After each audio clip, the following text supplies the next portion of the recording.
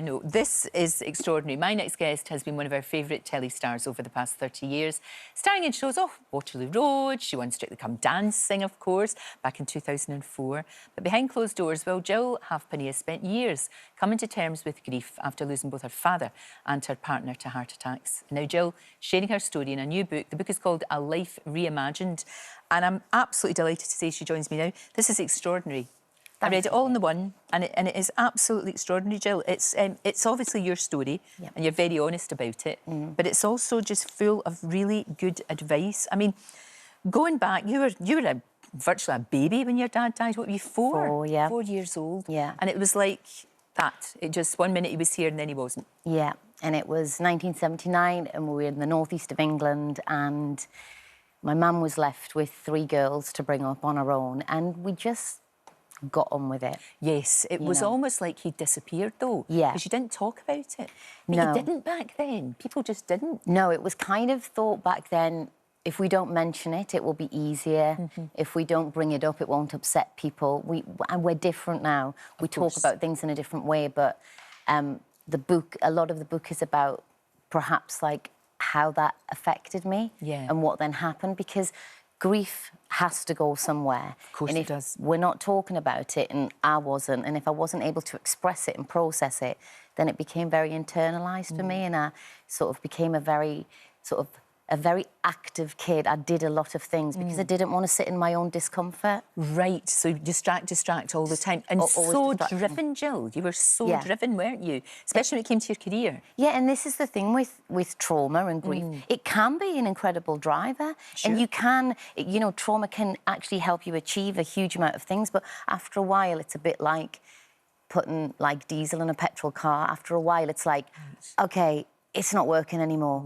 I think I need to look at some things. And you try and fix your insides with external things all the time. Yeah. But I think for me, I got to an age where I was like, I need to go inside and I need to look really deeply and I need to really try and work out why I behave in a certain way. No, exactly. Because you were kind of like this life and soul of the party, you know, you liked a drink, you were drinking too much. Yeah. You were drinking too much. But you recognised that. That's the thing about you. You actually realised now it's... And I completely understand people who are going through grief who turn to booze. I get it. Yeah. Completely get it. Yeah. It numbs you. Yeah. But, as you say, and you say it very well in the book, you wake up feeling so much worse. It's still there. You haven't got rid of it. Yeah, and for me,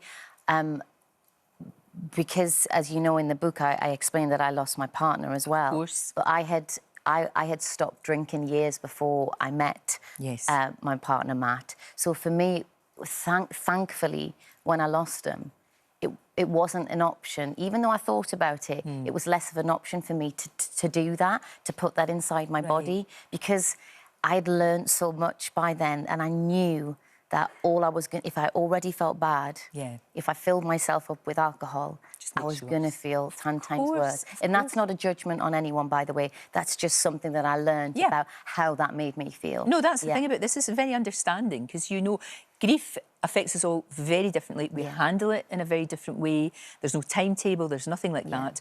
But that's the thing about this story, you know, because just when you think, how awful to be 4 years old and lose your dad, you know, your dad dying in those circumstances where you just heart attack and he's not there anymore. Where's my dad gone, you know? But the same thing happened to Matt, to the man that you loved, this same circumstances almost. Yeah, it was eerily similar. He left the house to go to an exercise class and never came home. But, you know, this is the thing. I'd learnt from losing my dad that I could not sidestep grief. I could not go around it or under it or over it. I was like, I have to go through this because I can't repeat my experience with my dad. I have to feel these feelings. And grief is so overwhelming and so powerful. And it really is, for me, it's a very scary feeling. It feels like you're a newborn baby and the whole world has changed and everything you look at seems unfamiliar.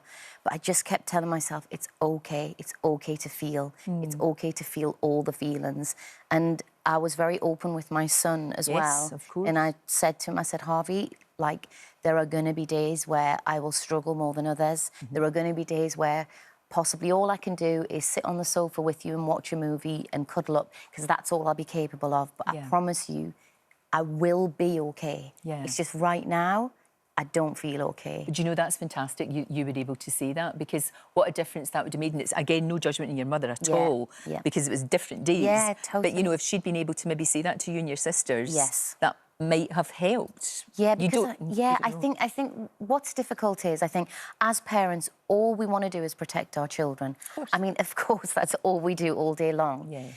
The problem is that if a parent is telling their child, if I was telling Harvey, no, I'm totally fine, everything's fine, he would know on a much more unconscious level that my voice sounded strange, that my face looked a bit tense, that perhaps I wasn't quite engaging with him with the way that I usually do. So what happens is you become like a bit of a detective as a kid. So I became a little bit of a detective in my life and thought, well, people are telling me they're okay, but it doesn't feel okay. There's a funny atmosphere all around me. So what happens is you build up a sort of distrust. Then you start to distrust yourself. Well, OK, well, what I'm saying and what I'm feeling are two very different things.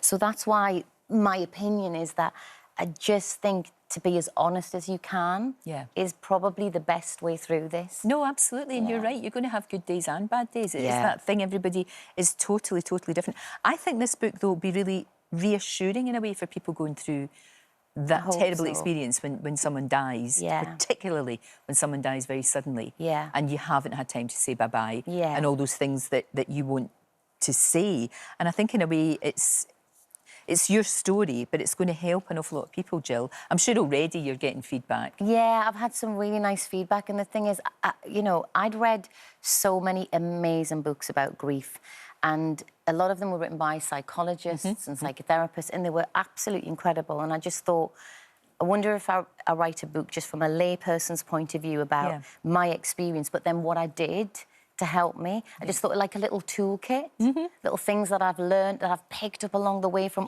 all sorts of different people. I mean, I've been so lucky to have people in my life that have guided me through and I've learned things from. So also you were open to that. I was open to it. That's the thing as well, which is a fantastic thing. Also in this, there's an awful lot of hope, Jill, because you have gone on to meet someone else. I have. You've got a lovely man in your life. You know, your son has got a lovely, you know, father figure, if you like, as well.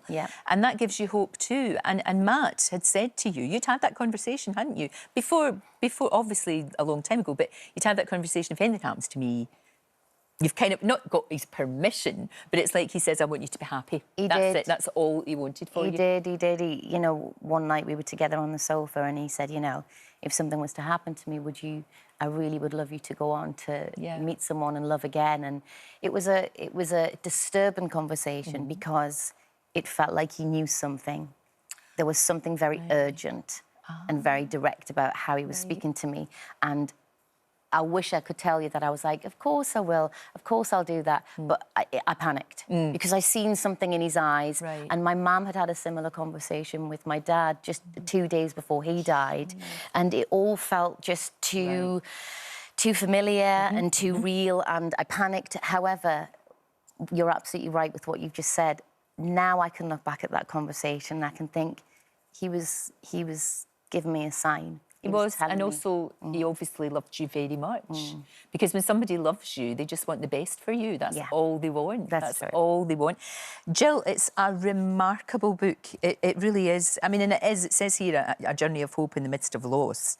And that's what it's like. Thank you so much for coming in. And I do have, and I think everybody will have someone in their life that they need to read this. But it's not just for people going through grief, Jill. No. It's for all of us. Yeah, it's for everybody. And it's like you said, I really want people to try and hold on and believe that, you know, when the life that you thought that you were going to have has gone, there are other paths to walk. And although they're paths without the people that we thought were going to be in it, there can be happiness and joy there in those paths too. I really want to put that message across and just for people to not lose hope.